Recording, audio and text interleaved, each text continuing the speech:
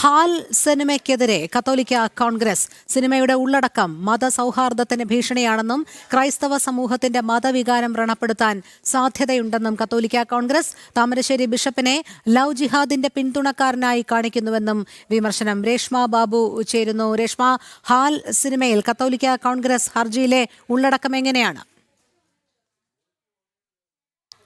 Census certificate നൽകിയില്ല എന്ന് ചൂണ്ടിക്കാട്ടിക്കൊണ്ട് സംവിധായകനും അതോടൊപ്പം തന്നെ നിർമ്മാതാവ് നേരത്തെ തന്നെ ഹൈക്കോടതിയിൽ ഒരു ഹർജി സമർപ്പിച്ചിരുന്നു. ഈ ഹർജിയിലാണ് കക്ഷി ചേരാനായിട്ടുള്ള അപേക്ഷ കത്തോലിക്ക കോൺഗ്രസ് സമർപ്പിച്ചിരിക്കുന്നത്. പ്രധാനമായിട്ടും ഒരു വാദമായിട്ട് കത്തോലിക്ക കോൺഗ്രസ് ഉന്നയിച്ചിട്ടുള്ളത് സിനിമയുടെ ഉള്ളടക്കം തന്നെ മതസൗഹാർദ്ദത്തിന് ഭീഷണിയാണ്. അത് മാത്രവുമല്ല, ക്രൈസ്തവ സമൂഹത്തിന്റെ മതവികാരം വ്രണപ്പെടുത്താൻ സാധ്യതയുള്ള ചില ദൃശ്യങ്ങൾ അടക്കമാണ് ഈ ഹാൽ സിനിമയിൽ ഉള്ളത്. അതുകൂടാതെ താമരശ്ശേരി ബിഷപ്പിനെ ലവ് ജിഹാദിന്റെ പിന്തുണക്കാരനായിട്ട് ഈ സിനിമയിലടക്കം കാണിക്കുന്നുമുണ്ട്.